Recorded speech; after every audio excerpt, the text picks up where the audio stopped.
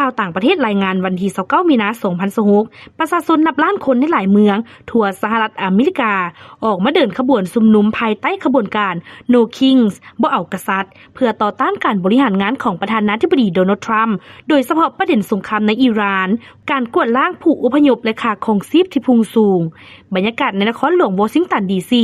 อัดแน่นไปด้วยผู้ชุมนุมจำนวนมหาศาลที่รวมตัวกันอยู่บริเวณสถานที่สำคัญพร้อมทั้งมีการจุดหุ่นจำลองของท่านทรัมป์และรองประธานาธิบดีเจดีแวนส์เพื่อเรียกร้องให้มีการถอดถอนและดำเนินคดีทางกฎหมาย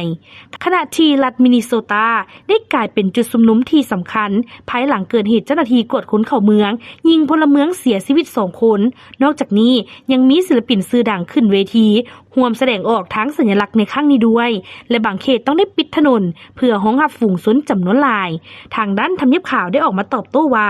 การประท้วงดังกล่าวเป็นเพียงกลุ่มบำบัดอาการต่อต้านทรัมป์ในขณะที่ท่านทรัมป์ยืนยันว่าตนเองบ่ได้ปกครองแบบเผด็จการและสิ่งที่กำลังเฮ็ดแม้นมีเป้าหมายเพื่อฟื้นฟูประเทศชาติให้กลับคืนมาเข้มแข็งอีกครั้ง